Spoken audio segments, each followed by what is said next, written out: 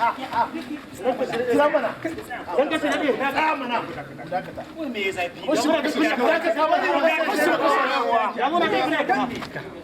me za ku biyo bayan Allah kuna neman ku kashe shi me zafi kaman mu kai mu kashe shi oga ta za ana kashe uwan mu a kudu kuma ya gashi muna tare da shi a kuma kashe shi ma bai rabe shi ma wannan shi ne wannan shine ya isa da Allah kai da Allah mallan dakata ha ba me ke damun mu ne Berabe ne dan Najeriya ne. Najeriya nan gida ɗaya ce kuma a cikin gidan kake. In ka kashe gidan wani gidan zaka je ka zauna. Kai, bari ka ji in gaya maka. Wannan abin da kuke shi haddasa mana fitinar da muke ciki a wannan kasai. Dan Allah ku dube ku. Kamar wasu masu hankali. Amma a ce da ku ake haddasa irin wannan ta'asar a ƙasa. Ma ka sai umma ake kashewa a can fa. Kai, yanzu kai ba za ka yi kokarin ka gyara matsalar ba sai kai kokarin ka ƙara dagula matsalar kashe mu fa suke yi abinda nake so da ku sani wannan shi haddata ta'addancin da ake mana a nan gurin wannan ita ce ainihin gaskiyar da yake faɗa muku domin kan Najeriya nan cikin ta muke kuma zaman ta lafiya shine zaman mu lafiya da mu da ma iyalan mu gabaki daya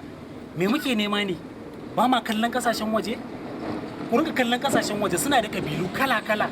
amma suna zaune lafiya da waɗannan kabilun me yasa ba mu ba kuma suna son junansu ba su zauna lafiya ba sai mu ne in kaga bai rabe yau jin haushi in kaga inyamuri jin haushi bayan in mun bata kasan ba inda za mu je Nijar kake so mu koma mu tare ko wata ƙasa kake so mu je ta daban dan Allah dan annabi mu kula mu fa matasa ne ku sani cewa ƙashin zaman lafiyar Najeriya a hannun mu yake in mun bata mu muka bata kanmu in mun gyara kuma mu muka gyara kanmu yanzu ku duba ko kashe-kashen nan da ke faruwa kidnapping da sauransu kusan mu ne matsalar kanmu da kanmu na ga baraka a unguwanmu ko a garinmu ba zan je in sanar da hukuma ba why not ka dauka ka je ka sanar da hukuma ga abin da ya faru hukuma ta dauki matakin da ya dace oga na wati akon da ku zidda makaman ku akon da tell idan fasi saboda haka ya kamata ya haƙuri ku tafi wannan abin ya wuce ba ma san ya kamata a gina ƙasa yawwa ya haƙuri sai haƙuri da kuma ka tafi wurin gaskiya magana mutanen nan fa gaskiya ne ya kamata a ce mun hankalta saboda domin Allah bai yiwa a ce muna irin wayannan abubuwa mu ne dai matasa manyan gobe bai yiwa a ce da mu rika amfani da irin wannan dama muna kashe junan saboda ku lura kasashen da suka ci gaba kamar yadda ya bayani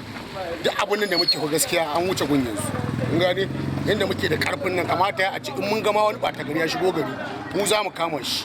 ba mu rinka amfani da irin wannan dama muna kashe junan mu ba saboda in abin gaba ɗin aka hakan to ba mu abin nan kenan an gane ko Allah kuma ya riga ya wuce